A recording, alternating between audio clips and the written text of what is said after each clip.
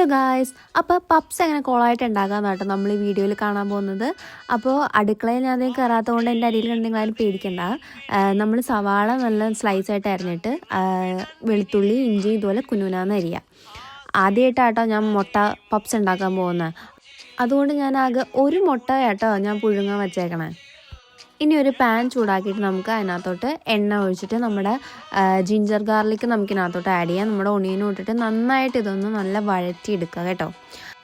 നിങ്ങൾക്കറിയാം, എന്നാലും ഞാൻ പറയാം. ഉപ്പിട്ട് കഴിഞ്ഞാൽ സവാള വേഗം വഴറ്റുമല്ലോ, അതുകൊണ്ട് കുറച്ച് ഉപ്പിട്ടു. ഇനി നമ്മുടെ വഴറ്റിയ സവാളയ്ക്കകത്ത് ഞാൻ കുറച്ച് ഗരം മസാല, മല്ലിപ്പൊടി, മഞ്ഞൾപ്പൊടി ഇങ്ങനെയൊക്കെ ഇട്ട് ഞാൻ കുറച്ച് വഴറ്റിയ സെറ്റാക്കിട്ടോ. ഇനി നമ്മുടെ പഫിൻ്റെ പേസ്ട്രിക്കകത്തോട് നമ്മൾ ഉണ്ടാക്കി വെച്ച് കറി ഒരു മുട്ടയൊക്കെ വെച്ചിട്ട് ഇതുപോലെ അടച്ചു വെക്കുക. ഞാൻ ഇതിനകത്ത് ബട്ടർ ആട്ടോ ചേർക്കണേ. ശരിക്കും ഇതിനകത്ത് എഗ്ഗാണ്. ഞാൻ പരീക്ഷണം കൊണ്ട് ബട്ടർ വെച്ചിട്ടാട്ടോ ഞാൻ ചെയ്യുന്നത്.